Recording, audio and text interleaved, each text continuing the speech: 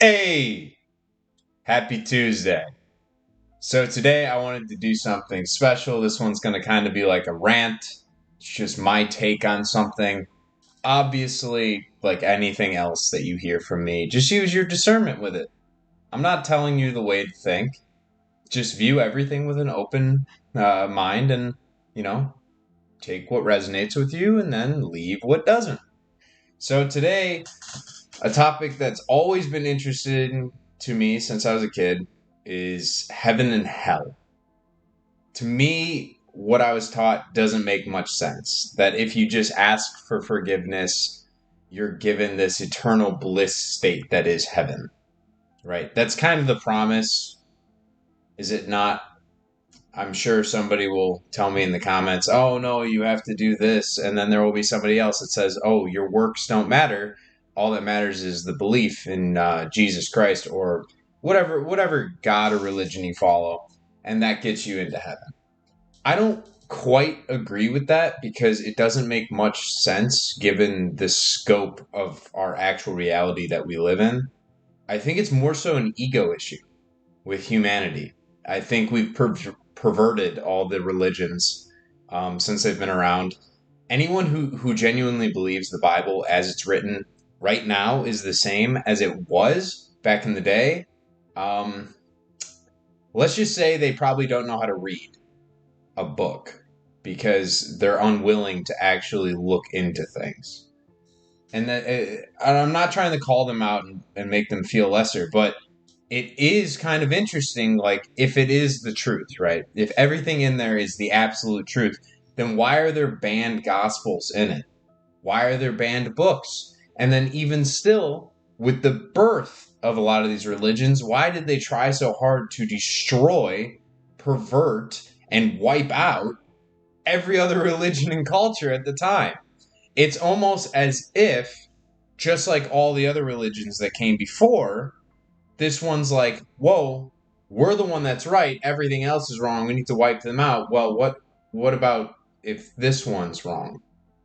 So that's kind of what I want to get into. I'm not saying any of them are necessarily wrong. I believe they're all right and wrong at the same time. And not wrong because they're like lying to you or something facetious or malicious like that. No, not at all. Just not entirely right as in they tell like half truths, half lies. They don't necessarily tell you exactly what's going on because the scope of our reality is so large, like I said, and humans just don't want to accept that. It's very easy for us to say, no, we live on Earth. There's one God and we're the only people in this entire universe and it was all created for us. Okay, that's adorable. However, there are more planets in the universe than there are grains on all the beaches, grains of sand on all the beaches on Earth. That's insane. Just think about that for a second. And then in science, they call it the Goldilocks zone around, celestial bodies like other suns and things. There's this zone where planets can orbit around those energy centers, and it's just like Earth's sort of whatever you want to call it, weather positioning. I'm not an astrologer. Um, but yeah, they can support life just like Earth can. And this happened. I mean, there's billions of planets in these zones. So my question is, if you have billions of planets where there's potentially life, you have all of these souls or people or whatever species it is. I'm assuming if they're at the same level of consciousness that humans are, that they also have their own religions. So what happens to everyone?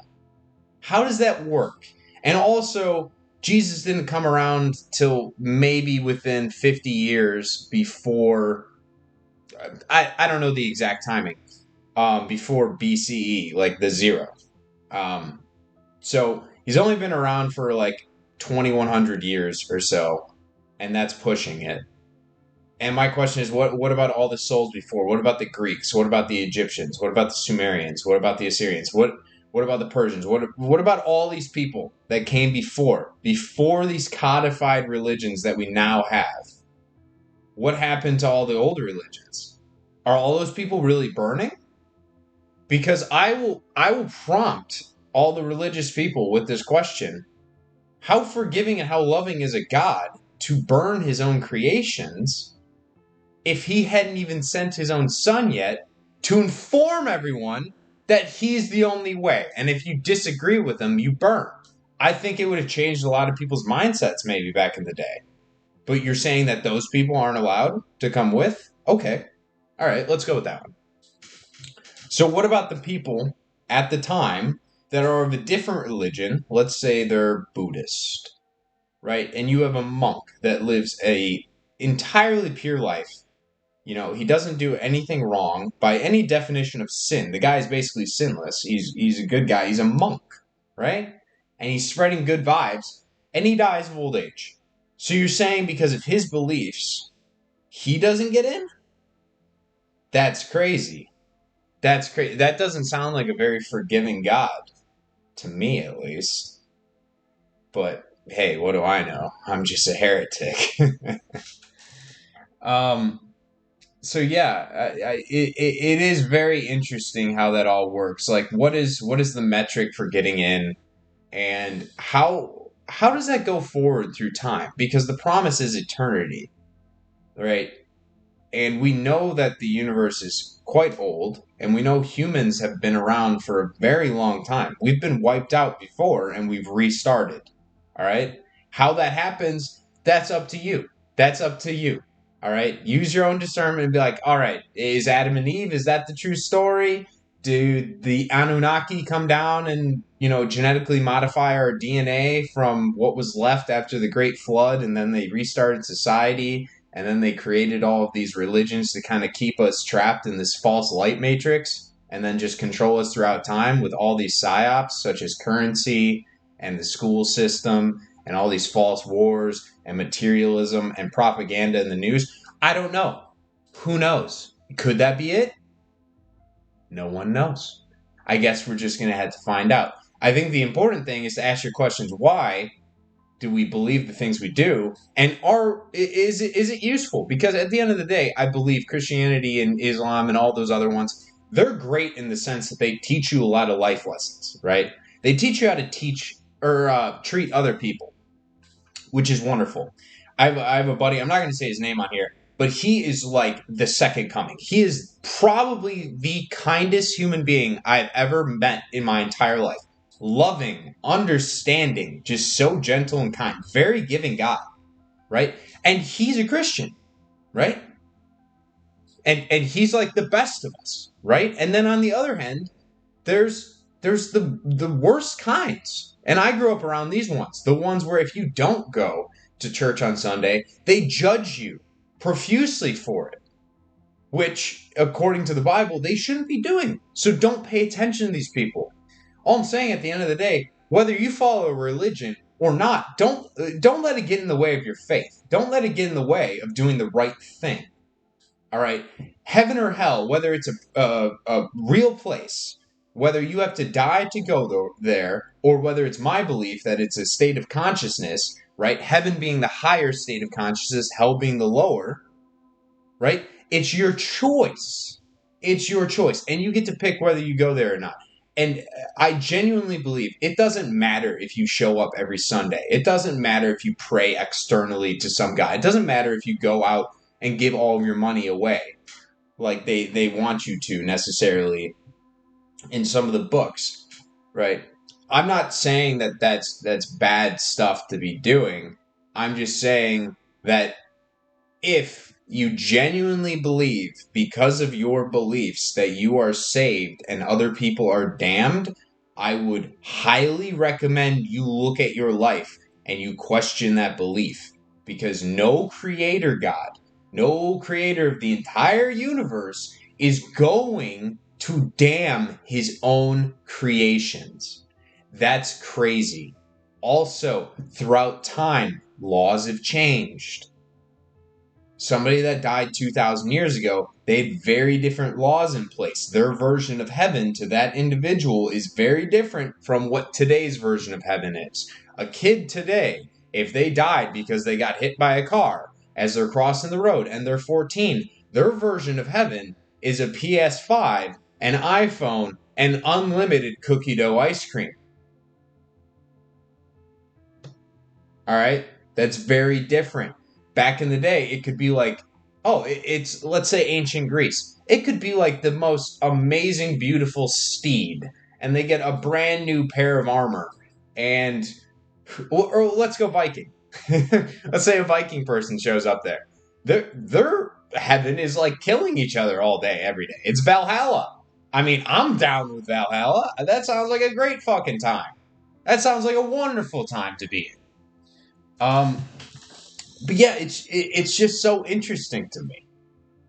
How can you delineate between who's right and who's wrong, and who are we as human beings to point our fingers at somebody else and say you don't deserve eternal salvation because X, Y, or Z, or you don't believe in my book?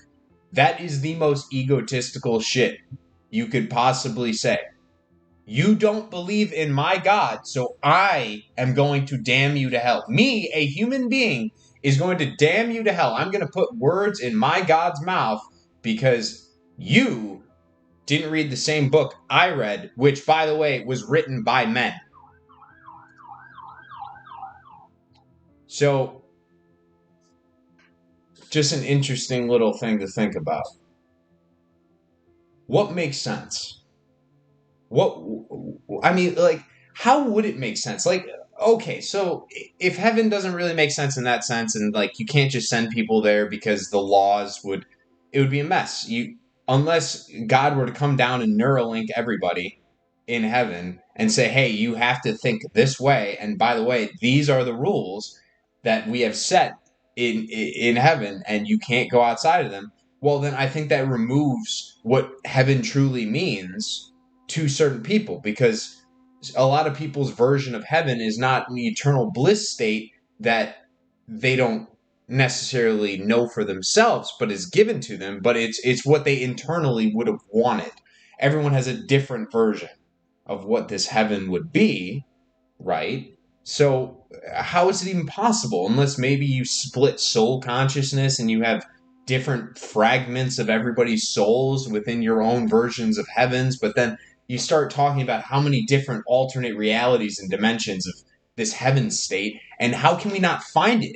And you've seen these records of people talking to the dead. So I have a question of like, maybe this is just on a different frequential state. Like if our planet, let's say, is on 432 hertz, which I think is the natural frequency of the planet, and then heaven, let's say, was at like 528. Maybe it's just a different frequency. We could tap into heaven. Maybe that's the stories of people saying like, "Oh, I talked with my grandma last night." Maybe they were just like in such a high state of joy or happiness or acceptance or love that their whole body resonated at such a level that they could reach out beyond the veil to a different dimension, so to speak. I don't know. I mean, I think that would be cool. I mean, we'll see what happens in the next couple of years as the energy keeps increasing. I know I'm looking forward to like the Akashic records coming online and all that stuff, but that's a little too uh, what's the word for it? I just completely lost my train of thought. Esoteric. Esoteric. Jeez, wow, that was so hard. I was about to say like egoteric, and I was like, that's not a fucking word, Brian. Let's not do that. All right, so moving on from that, like, okay, so heaven, state of consciousness, that's my belief, and that instead of a physical form. So how does that work if it's a state of consciousness, and then what happens to our bodies when we die? That's my next thing. Well, I believe in reincarnation. I think it makes the most logical sense. And hear me out. So, the reason I like reincarnation is because within one lifetime, it is very hard to learn all the lessons that we need to learn as human beings. Right? I have not met someone where I'm like, that person is a perfect human being. And I do not judge perfection off of your past. Like, sin to me is not telling somebody, go fuck yourself. Sure, if you go out of your way to do that, then that's a sin because you're not living up to your highest purpose. But true sin, in my book, is not living up to your highest purpose, right? And so in that regard, you could do something that would be bad. However, if it's in alignment with your purpose, then I don't see it as a sin. An example. Let's say there's a nice girl at a park and she's getting bullied, right? And you're a little kid or something. Let's say you're like one of those 12-year-olds. There's two boys. They're kind of pushing around the girl at the park, and she just got her ice cream pop. They're just kind of joshing her a little bit, razzing her, and you walk up and you have the choice. You're like, well, I could leave them alone because, I don't want to be a bad boy. I don't want to get into confrontation. Mom told me don't get into fights. But that would mean that you don't protect that girl. So you step in. You end up protecting that girl and you end up getting into a fight. And you beat the brakes off these two guys. But you know what? They didn't hit the girl. They didn't hurt the girl. So is that a sin? Violence is never the option. It's never the right choice. However, is it wrong within that instance? Because you lived up to your highest purpose. So on that path of living to your highest purpose and living without sin, you along the way increase your consciousness because you start to discern for yourself the things that happen to you throughout your life and you learn the karmic lessons from them. Right? So when you're younger, let's say you have a bad relationship, and everyone's had one of these. The second you get out of it, you start looking back at it, you're like, oh my God, it was all her fault. She was so bad. She did this and that and this. That's usually what people do. As you age, you start to look back at things if you start getting more mature, and you're like, what did I do wrong? Why did those things happen? How can I avoid them in the future? Was I a contributor to the problems that we had? Did I make it worse? Right? Because during a relationship, sometimes people will be like, oh, well, I think I'm helping. And really, they're just like pouring fucking gasoline on the fire because they have no idea what they're doing. That's the point of life. How can you go through that throughout your entire soul's path throughout eternity? Let's say you like earlier, I said you die at an early age and you never experience that growth. How can you just take that soul and just say yeet and throw it into heaven? No, I believe it genuinely has to come back through the cycle. To get to heaven, you have to figure out a way to permanently and consciously raise your elevation to that to get back to the creator. God, creator, created reality, right? And once you create everything, you're at the top. Where do you go from the top? Well, you go back to the bottom. So God created everything so that he can come down to be man, so that man can rise once again to become God. It's all just a circle of life. It's a cyclical nature, at least in my belief. Take whatever you want from it. So within that reincarnation, let's say you go through a full life. Let's say in this lifetime you made a boatload of money, right? You had all these businesses, these connections, all this good stuff. Like, as far as the economics and the finance portion go, you had a great life. However, you lost everything that had to do with your friends and family. Like business connections, I'm not saying them as friends. That stuff you're good. You're like Donald Trump with that. You are good. But family, well, let's say you got divorced, you lost your wife, your kids hate you, all your friends think you're a piece of shit because you keep backstabbing everyone to make more money with your business deals. You're kind of like an OG JP Morgan. All right? And if you guys don't know, like, actual JP Morgan, you should look this guy up. He probably was behind the sinking of the Titanic because a lot of the money at the time was on board that ship, and he took control of a lot after it went down. But hey, this is not tinfoil hat time. This is not tinfoil hat time. This is a Tuesday. Tinfoil hat maybe Thursdays. Kind of just lost again where I was, so nice little Celsius break. Trying to figure it out.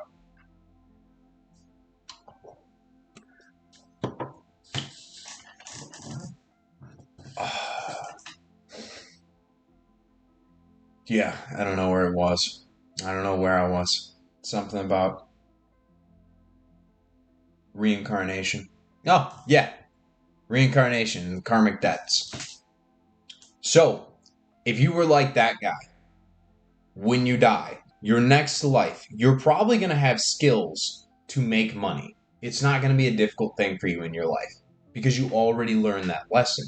However, I would bet, I would bet money that in that lifetime you were going to have a lot of instances of tough relationship moments. Not so in a bad way that you end up alone, but in a good way. Because even for myself, I've dated around. I've dated a couple girls, and the thing is, I've learned lessons from all of them, and I'm grateful for all of those lessons. I wouldn't be the person I am today if let's assume I was in a relationship. I wouldn't be that same man if I didn't have all that other experience and I learned all those lessons because like no one's perfect. Everyone's ego assumes that you're perfect. You're told you're perfect at a young age, and then you have to fuck up until you figure out like, okay, I'm not, and then you have to get better. So that's kind of the view of reincarnation in that sense is you get the karmic debt from the prior life. It's like your soul goes up. It's a giant video game random creator screen. So you get to pick. Or maybe you don't get to pick. Maybe your soul just kind of picks for you based off your karma. But you get to pick sort of where you're born, what you probably look like, maybe. You might get to pick some of that. The lessons that you're looking to learn in this life. Because your soul is very different than your person here. This human flesh that we're wearing, this is but a garment. Like, in my belief, we're the soul that comes down, and our flesh is a garment. And if you really think about it, our soul is not us at all. There is no ego, there is no individual person. That higher consciousness, that destiny that everyone has within, is God. Because the creator, if everything's energy, that means even the thoughts in your head are energy. But if everything was created by the creator, that same energy is the creator. So anything that is uniquely yours is yours because it's from the creator for you. It's your perfect dream. It's the best thing you could possibly ask for, and it's guaranteed. But at the end of the day, it's still all the creator. Like, this is all just a play. It's all just a play. And we're just playing our parts. And the beautiful thing is if we all learn what part we have to play, we all fit perfectly in. And it works out pretty damn cool. The difficult part is there are powers that be that don't want that to happen. Because for them, you have to think that if all that is good is God, all that is evil is also God. Because you can't have good without evil. You can't have like the understanding of what divine love and compassion understanding is if you don't have the random Hitler show up every now and then. I know that sounds fucking terrible to say, but the absolute terrible loss of life of the Holocaust, or let's go with Mao's China, or Stalin. I mean, and that's all within like 100 years. Like there was a lot of bad shit that happened within 100 years, and because of that, we realize how much we appreciate the good things, the love in life. Um, and so like good and bad, I believe, are both the same side, or I guess different sides of the same coin. And it's all within the same play. It's like you need it to go bad so then it can be good. You can't have the ups without the downs. You would never appreciate the sunshine if sometimes it wasn't gloomy. And so to that question too, with the whole thing of heaven and hell, and if everything is divine purpose given by the creator, and even the point of evil maybe in some sense is for good, right? They're just playing their part so that others that are the affinity of good can play their parts even better. and move the consciousness of humanity, because without something bad that happens, how can you ever say like, hey, we can't do that anymore, we need to be better? How do you progress? The easiest way to progression is obstacles, because then you know where you have to go. You have to get through something. So even then, I question, I'm like, okay, well, would he put people down here to do evil things to push humanity forward by forcing the good out, right? So the evil forces the good, but ultimately God created the evil. So is he going to damn the people that he chose to take the largest sacrifice? Because isn't that ultimately what it is? Like, you get spawned in and you're like, wait, my divine purpose is to be a piece of shit? That must suck.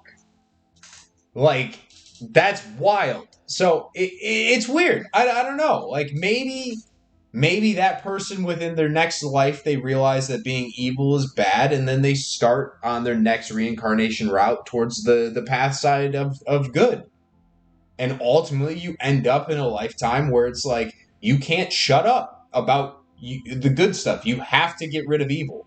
You're like, no, you guys need to talk about this. You need to understand and do some of your own thinking when it comes to stuff, and stop listening to like the mainstream media and the government, because obviously they're all rats. Like, I'm not kidding. They don't care about any of us. They want to control you. So who knows? They're not going to tell you the full truth. I don't know the full truth. I don't even know if anything I just said is at all accurate. It could be complete bullshit. But the beautiful thing about YouTube and this whole internet, lifestyle, I guess, is, why don't we talk about it? Why not ask the fucking questions? Why not wonder what else there is? It just seems crazy to me that we can accept that we live a very temporary, short physical existence, and then we're like, oh yeah, but we get bliss for eternity. Motherfucker, you don't understand what eternity means. Eternity? You're talking about trillions upon trillions, probably even whatever comes after trillions, of souls in one place. That isn't a physical place. That's a physical planet. How does that make sense? So what? Do we move to another planet? I don't know. Who knows?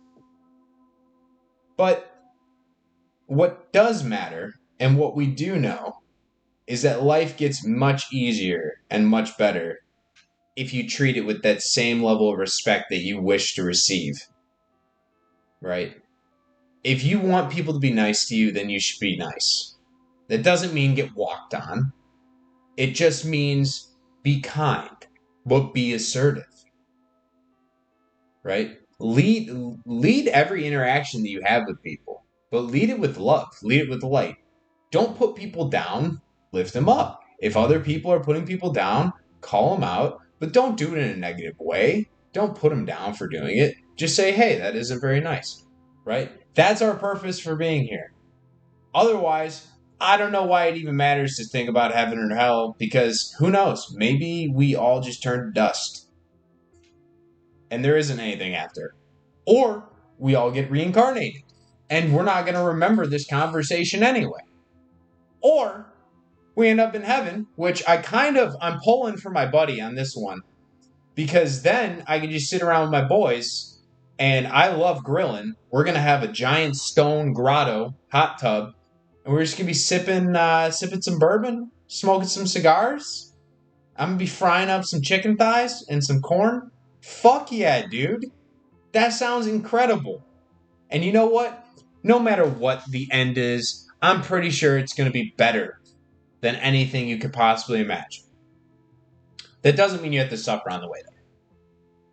That means have fun on the way there. That means do the right thing on the way there. Bring other people along on your path to the way. Show them the right path. No one has the answers.